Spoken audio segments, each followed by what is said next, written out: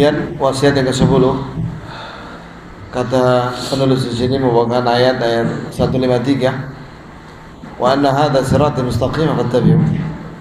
Dan ini semua yang diwasiatkan di atas itu adalah jalanku yang lurus. Iya, itu agama ini, Islam. Fattabi'u, maka ikutilah itu Islam itu. Wala tattabi'us subul, jangan kalian ikuti jalan-jalan lain selain Islam. Fatafarraqu bikum an sabil, kalian akan tercerai-berai dari jalan Allah. Yang aku wasiatkan pada kalian di dalam dua ayat ini, ya, ayat 151 152, dari meninggalkan semua larangan. Yang paling besar adalah syirik. Kemudian disuruh melaksanakan kewajiban. Yang paling besar adalah tauhid. Ini semua adalah siratul mustaqim. Ini semua adalah jalan Allah yang lurus. Maka ikutilah itu, jalan Allah itu, yaitu agama Islam ini, Islam dan sunnah. Wala tattabi'us subul, jangan kalian ikuti jalan-jalan yang sesat, yaitu bid'ah dan syubhat. Syubhat itu sesat. Bid'ah itu yang dikarang-karang oleh manusia. Jadi ikhwan, agama yang hak ma nazala minas sama ala anbiya'i, yang diturunkan dari langit oleh Allah kepada para nabinya. Iya. Adapun dalam hal ini setelah diutusnya Nabi Muhammad SAW, yang hak itu adalah yang dibawa oleh Nabi Muhammad saja. Sebab para nabi sebelumnya sudah berpesan kepada kaumnya, jika datang Nabi Muhammad SAW, kalian harus mengikuti Nabi Muhammad. Begitu pesan para nabi dan rasul. Bahkan Nabi kita SAW menyatakan, sekiranya Nabi Musa hidup di antara kalian, wajib dia mengikuti saya. Sekiranya Nabi Musa hidup sama sekarang ini, dia wajib mengikuti saya. Ini dia harus mengamalkan Al-Quran dan hadis, tidak mengamalkan Taurat. Itu ya jemaah. Maka wajib kita mengikuti apa yang diperintahkan, disunnahkan oleh Nabi kita Muhammad sallallahu alaihi wasallam. Tidak boleh mengikuti bid'ah yang dikarang oleh yang kedua, ini yang tumbuh dari bumi. Manabata minal ard, yang benar itu yang turun dari langit kepada Nabi Muhammad sallallahu alaihi wasallam. Itu yang hak satu-satunya. Innad dina 'indallahi al-Islam, sehingga agama yang diridhai di sisi Allah Islam. Ya, al-yawma akmaltu lakum dinakum wa atmamtu 'alaikum ni'mati wa raditu lakum al-Islam dinan. Pada hari ini telah aku sempurnakan agama kalian dan aku sempurnakan nikmatku, yaitu nikmat kesempurnaan syariat untuk kalian, dan aku ridha Islam sebagai agama kalian. Wa may yabtaghi ghairal Islam dinan falan yuqbala min wa huwa fil akhirati minal khasirin. Siapa yang mencari agama selain Islam, maka sekali-kali tidak akan diterima agama itu dari orang itu, dan pada hari kiamat dia akan termasuk orang-orang yang merugi, disiksa oleh Allah.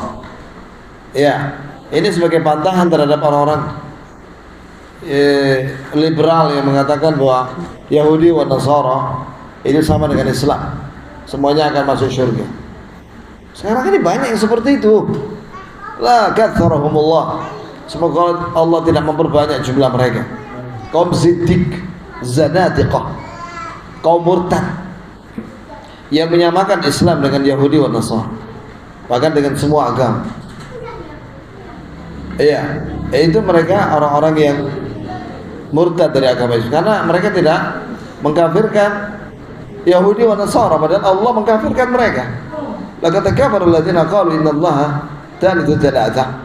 Telah kafir orang-orang yang mengatakan bahwa Allah itu salah satu dari 3 oknum.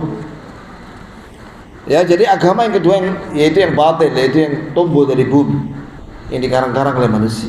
Antum tahu berapa jumlah agama di dunia ini menurut PBB? 1000 lebih.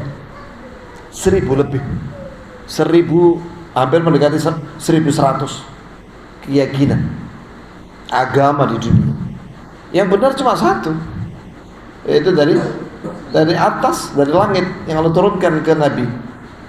Adapun yang lainnya, ma anzalallahu biha min sultan, Allah tidak menurunkan dalil tentang agama-agama itu. Iyattabi'una illa dhann, mereka hanya mengikuti prasangka manusia. Wa ma tahwal anfus, dan hanya mengikuti hawa nafsu manusia. Kalau kalian mengikuti jalan-jalan selain Islam dan Sunnah, yaitu kalian mengikuti kekafiran dan bid'ah dan kesesatan, tatafarraqu bikum an sabil, kalian akan tercerai-berai dari jalan Allah, dari agama Allah, keluar dari agama Allah, keluar dari sunnah Nabi, kepada ahlul bid'ah, kepada bid'ah. Maka lanjut.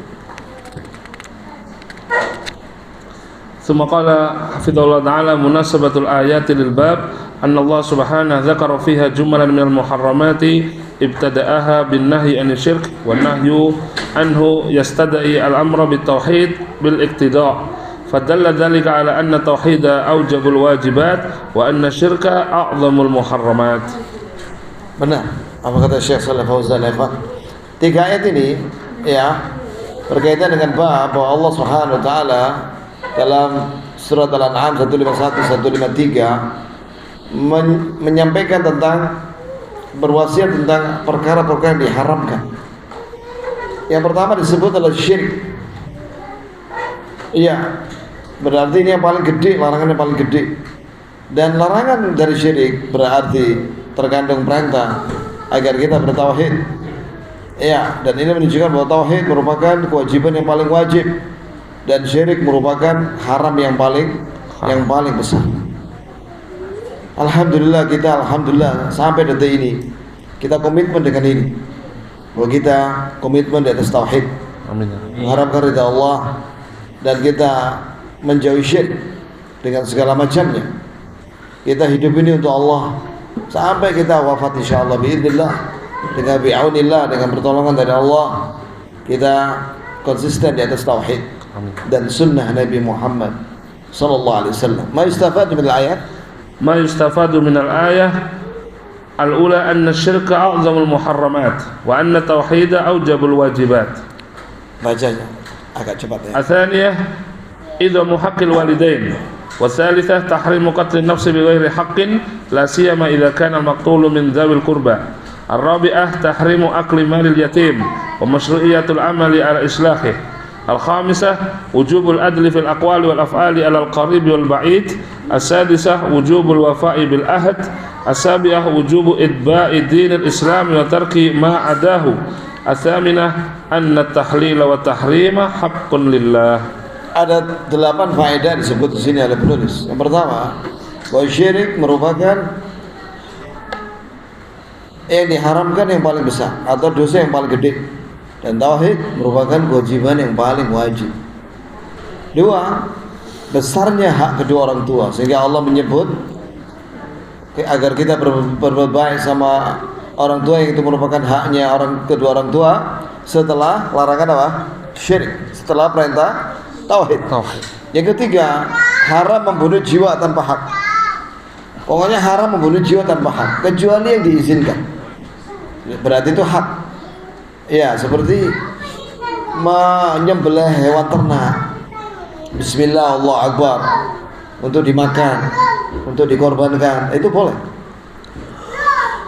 Nah, kemudian ini berkaitan dengan manusia, tidak boleh membunuh manusia tanpa hak. Ya, termasuk apalagi yang dekat seperti anak-anak atau kerabat. Ya, karena mereka punya hak untuk dilindungi. Harusnya dilindungi anak-anak itu, jangan dibunuh. Lah ini kok malah dibunuh. Lanjut, kemudian haramnya makan harta anak yatim. Haram makan harta anak yatim tanpa hak, dan disyariatkan untuk islah terhadap anak yatim, berbuat baik ya terhadap anak yatim supaya dia tidak tersia-sia, supaya hartanya terjaga, harta warisannya. Yang kelima, wajib adil dalam setiap ucapan dan perbuatan, baik terhadap yang dekat maupun yang jauh. Ya, itu ya kawan, adil sesuai dengan Al-Quran dan Sunnah. Nah, yang keenam, wajib setia terhadap perjanjian, melaksanakan perjanjian, taat pada Allah dan juga dengan makhluk. Yang ketujuh, wajib mengikuti agama Islam. Dan tinggalkan selain Islam. Iya. Insya Allah kita hidup dan mati di atas Islam, hidup dan mati di atas sunnah. Amin ya Rabb. Amin ya Rabb. Yang kedelapan, bahwa perkara halal haram itu hanya Allah.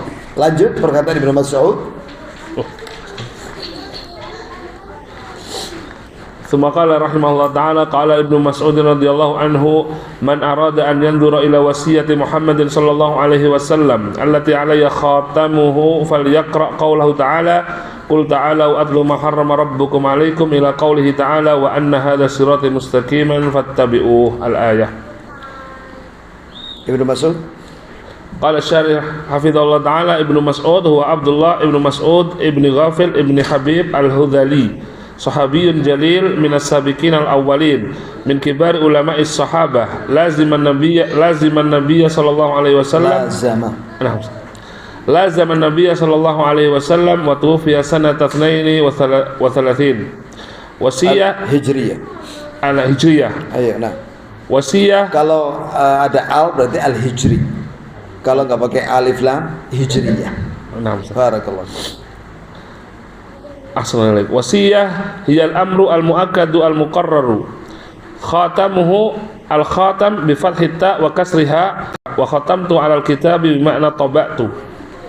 Al-ma'na li jamali lil athar yadhkuru Ibnu Mas'ud radhiyallahu anhu anna ar-rasul sallallahu alaihi wasallam law wasallam yusi illa bima wassa bihi Allah ta'ala fa inna Allah qad wassa bima fi hadhihi al-ayat li'annahu subhanahu qad khatama kulla ayatin minha biqaulihi dzalikum wassaqum bihi wa inna ma qala Ibnu Mas'ud dzalika lamma qala Ibnu Abbas radhiyallahu anhuma innar raziyata kullu raziyati mahala bainana wa baina an yaktuba lana Rasulullah sallallahu alaihi wasallam wasiyatahu fadzakarahum Ibnu Mas'ud radhiyallahu anhu anna indahum minal qur'ani ma yakfihim fa inna an-nabiy sallallahu alaihi wasallam law wassa lam yusi illa bima fi kitabillah.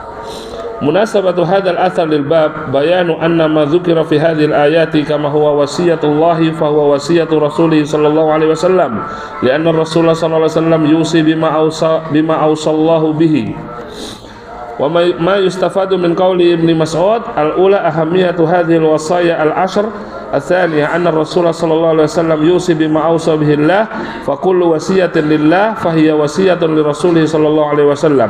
الثالثة amku ilmi sahabati wa diqqatu fahmihim li kitabillah. Barakallahu fiik. Di sini ada komentar dari Ibnu Mas'ud radhiyallahu anhu. Semoga Allah meridainya. Siapa yang ingin melihat wasiat Nabi Muhammad yang itu ada stempelnya, ya, menunjukkan betapa pentingnya. Biasanya kalau ada stempel berarti kan penting dia. Maka dalam membaca ayat ini Al-An'am 151 sampai 153. Ya. Di sini menunjukkan bahwa Nabi sallallahu alaihi wasallam tidak memberikan wasiat kecuali yang diwasiatkan oleh Allah. Iya, Nabi tidak berani mendahului Allah Azza wa Jalla. Iya, sebagaimana Allah Ta'ala berfirman, "Walau taqawwala 'alaina ba'dal aqawil la akhadna minhu bil yamin." Sekiranya Nabi menambah-nambahi satu kata saja yang tidak kami ucapkan, kami akan hukum dia dengan sumpah. Tsumma laqata'na minhul watin. Kami putuskan urat nadinya. Fama minkum min ahadin an hajiz. Kalian tidak bisa menghalangi kami untuk menghukum dia. Jadi Nabi tidak berani menambah satu pun dan tidak mungkin menambah satu pun huruf atau kalimat yang tidak disuruh oleh Allah Azza wa Jalla. Itu tidak ada Nabi mengada-ngada. Wa ma yantiqu 'anil hawa. Nabi tidak bicara dari hawa nafsunya. In huwa illa wahyun yuha ay ilaihi. Kecuali yang diucapkan adalah wahyu yang diwahyukan kepada beliau sallallahu alaihi wasallam. Kemudian di sini ya ikhwani, kata Ibnu Abbas, sungguh keburukan yang sesungguhnya apabila kita terhalang dari apa yang Rasulullah wasiatkan. Maka Ibnu Mas'ud mengingatkan kepada para sahabat yang lainnya bahwa apa yang ada di Quran sudah cukup. Nabi tidak berwasiat kecuali yang ada di Al-Quran. Ya, ini penting ya, ikhwan. Bahkan mereka orang-orang itu bertanya kepada Ali, apakah ada wasiat khusus dari Nabi buat Anda? Tidak ada kan? Yang Nabi wasiatkan kepada aku untuk aku lakukan adalah Quran, mushaf. Dan ini yang ada di genggaman pedangku ini. Setelah diambil, dikeluarkan, isinya tentang hukum dia qad terhadap orang yang membunuh tanpa sengaja atau tidak direncanakan, yaitu membayar 100 ekor onta. Itu aja.